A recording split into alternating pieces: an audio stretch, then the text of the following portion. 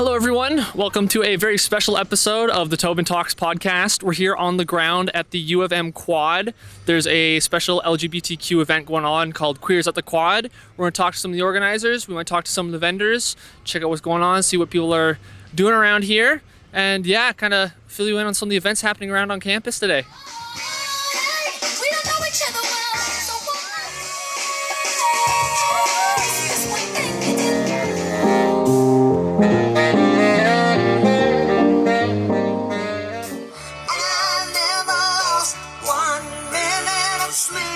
So to start this off, we heard about this just through the grapevine.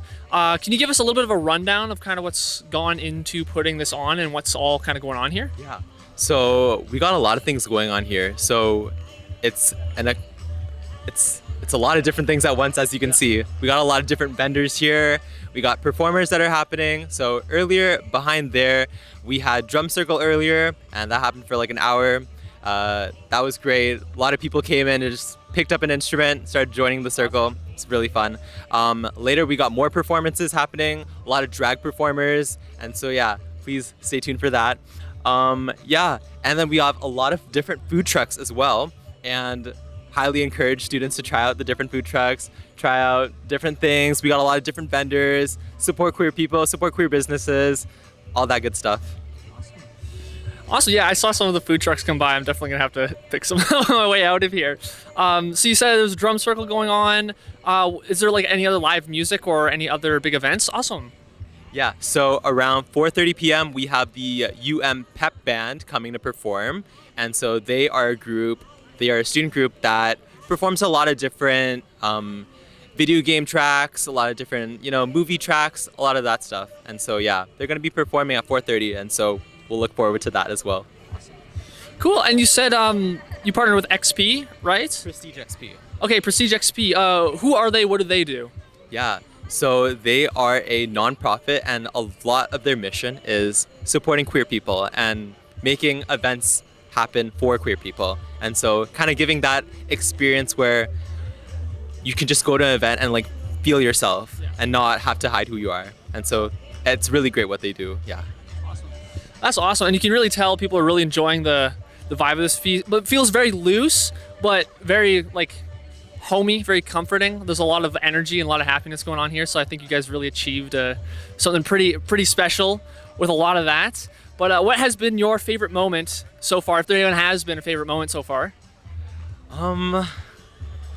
Just seeing so many people come here with their friends and just be happy. Like, honestly, like, if I had an experience like this in my first year, I've been in school for quite a while, but like seeing a lot of first years come in here and know that there's a safe space for queer people, it's like such a heartwarming, like, oof. Me 7-ish years ago, that kind of dropped my age a little bit, yeah, no, like knowing that first years are coming here, knowing that they're supported, it just makes me so happy. That's awesome, yeah. And I feel like there needs to be a little bit more of an environment in places to just be like, express different cultures, express different communities in an open environment. You guys are definitely nailing that here. It feels you have put on a great little environment. I want to check out some of the vendors later for sure. Are there any vendors that you specifically were eyeing up or? Yes. I don't know what the name of the vendor is or the organization, but they sell like these waffles, and they're coated in coated in different like chocolate, vanilla sauce, stuff like that. That looks really cool. And like also we have Costco here. Like that's kind of crazy. Like Costco, like I go there like every week. And like yeah, we have a lot of cool like smaller local artists as well. I have a friend that's actually selling stuff. Their name's Mahi. Shout out to Mahi. And they're tabling with their friend Nathan. Yeah, they're selling some really cool art stuff. And yeah, a lot of cool local artists here. Yeah, I definitely noticed there's a lot of artists around here for various things, not just like traditional art, but also like some jewelry style stuff and whatever. So that's really cool that they all showed up. What was it stressful putting this on? Kind of what went into like creating the idea, then actually putting it on? Was there a big transition, or was it kind of just, was it easier or was it hard? This is, I would say, my first big scale event to this scale. For the first 6 years of my university career, I was not involved in student life at all. I actually kind of I wasn't super involved in any queer-related groups on campus. And so I kind of came into this position just like no experience, very fresh. And yeah, it's honestly so rewarding. It feels so good to just like come here and just, I don't know, help out queer people. Like, I think a lot of people come into this role thinking it's going to be really stressful, which it is, but there's also the aspect of helping and fostering a safe space for queer people, and that's all it is for me. Yeah, so the other thing I wanted to ask was, very clearly you're very passionate about this, what you've put on here, and there seems to be a lot of people who enjoy it as well. Is this something you want to take bigger? Because I know there's some people who want to keep things these size to keep it more intimate and keep it whatever, but if you go bigger, you get more name recognition and anything. Like, would you want to put something like this on again, bigger scale, or keep it to kind of just like a campus life thing? So I would just like to shout out Prestige XP, Jake specifically. They are definitely kind of the people that are taking the bigger lead on this event. And so the fact that we're able to get this event at this large of a scale is highly thanks to Prestige XP and Jake. So I would just like to thank them. I'd say my main initiative for this year would be specifically U of M queer students. And so perhaps a lot of what I'm trying to go for is making good, fun experiences for people on campus. And so perhaps events this large in scale aren't at the top of my priority, but I would say creating a fun, safe space for queer people and fun memories is like at the top. And so whether that be a big scale event or even just chilling in the QSF lounge is kind of just how I'm going by it. That's great. That's a really good sentiment to have. We'll wrap it up. One last question, a little bit of a fun one. If you could do this again, what is one thing you'd change? Like regardless of money, expenses, whatever. What's one thing you could change? It's one thing. For better or worse. What's one thing I could change? That's a good question. I don't know. I think honestly, what we've done this year is like so great, and it's already like the fact that we're pulling this off at our first event is like crazy. And so I can only imagine like how much more it could be at future events. And so one thing that I would probably do, we're working on our queer student family branding. And so as we keep promoting our group, as we keep getting our name out there, it would be nice to get, you know, maybe perhaps bigger people in Winnipeg, more people to come support our event and just be more recognized out there. But I think still the number one priority is our students. And so we have a TikTok account out actually. And so hopefully we blow up on there and can hopefully get more people to events like these from our TikTok. And so yeah, I guess to answer your question, the thing I would do differently, focus on social media promoting, get bigger on TikTok. TikTok, anyone can blow up. So yeah. That's a great answer. Thank you very much for your time. Thank you very much for doing this. We're gonna stick around. Maybe we'll swing by again and get some footage with you. But yeah, thank you so much. What are you doing here?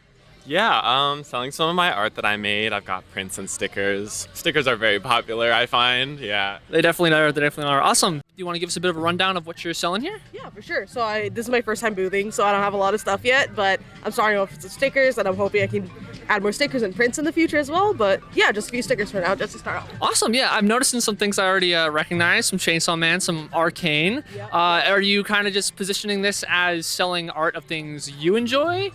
Yeah, just mostly art of things that I enjoy, including like the 24 karat Labubu and stuff. Yeah. Yeah, definitely noticing some of that. This is great. So you said this is your first time boothing? Yeah. How's that going so far? It's going great. Like, it's going way better than I was expecting. I was like really nervous, like, talking with new people and all that, but everyone's been so nice. Yeah. And like, I really want to come back next year maybe and like booth again, so. And first booth and you already got an interview going, so that has to be for something. Yeah, so I'm doing pretty good, I think. So this is, how long is this event going on for? The event, I think this is the first year that they're doing it actually. Yeah. And how long are you here today? I'm here until 7. Oh, so the whole time? Yeah. Okay, cool. Yeah, so what was your experience been like so far? Have you been to any of the other vendors? Have any people you've recognized come up and said hi? I haven't been able to go around to any of the vendors yet, but I'm like hoping in the next hour or two when it calms down a bit, I'll go around and take a quick peek. Yeah. But like I checked out the food booths and stuff as well, really good as well. Like Yeah. the Wagyu stuff, really good. Oh, I have to try that. We already got a hint on there's a waffle truck here that's Yeah. pouring like chocolate over waffles and stuff like that. So we're probably gonna have to hit some of that up. But yeah, hopefully you can get around to see some of the vendors. Some of them look really nice. Some people are putting on some good stuff. Lots of art. Is there anything here you'd like to see going forwards? I think I would like to see more artists as well. Some more prints, some more art, supporting more local vendors as well. Maybe some jewelry stores. I'm keeping an eye out for jewelry. So Yeah, I think I saw someone talking about one, but I haven't seen too many yet. So maybe if this gets some more attention, maybe some others come by. Awesome. One last question. You gonna do this again? definitely coming back next year. Awesome. That's great to hear. Well, thank you very much for your time. Yeah, thank you so much. So, what are you putting on here? Yeah, so I'm here with two different research labs from the University of Manitoba. Today we have the Village Lab, which is with the Faculty of Social Work, and then the Kinderchuk Lab, which is with the Department of Medical Microbiology and Infectious Disease. So we're not selling anything in our booth, but we're doing some research projects that we're recruiting participants for. All of the projects are for the 2S LGBTQI+ community. So one of them that we're doing is on my shirt and on this postcard here. It's Our Bodies, Our Health, and it's a sexual and reproductive health survey for anyone who's part of the 2S LGBTQI+ community. So we're hoping to ask questions about things like pregnancy planning, prevention, STBBIs, which are sexually transmitted and blood-borne illnesses, and other experiences with healthcare, so we can hopefully advocate for better funding for 2S LGBTQI+ health in the province. And we have a number of other studies also here as well too, all of them having something to do with the 2S LGBTQI+ community. And then finally, we're also just handing out like free snacks and drinks and menstrual products for people who need them. Awesome. So you said the research stuff is being done by the labs here. Is that being student run? So I am the research coordinator for, I think it's pretty cool, for the Kinderchuk Lab. So the study we're doing here is being run by myself. I'm a PhD student in the College of Community and Global Health, and one of the master's students from the Department of Medical Microbiology and Infectious Disease is doing the study for her thesis project. And then the Our Bodies, Our Health is part of a national study, and I'm one of the leads for the Manitoba data collection to make sure that we have folks from the prairie provinces responding. So most of it's student-led. We've got a couple of other people's thesis projects here. So yeah. That sounds awesome. There's quite a lot of stuff going on here today. So is this something that you've been passionate about before, like kind of putting all this stuff on? Like, is this like a new idea you wanted to do, or is this like research thing that's been in the barrel for a little while?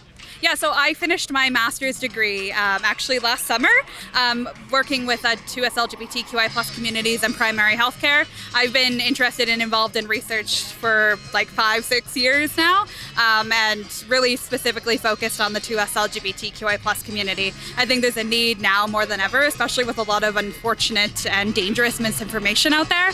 So I think this work is really important and only increasingly so. Yeah, awesome. I love the stuff you're putting on here. To kind of talk a little bit more about the event, have you had a chance to go around and check some stuff out yet?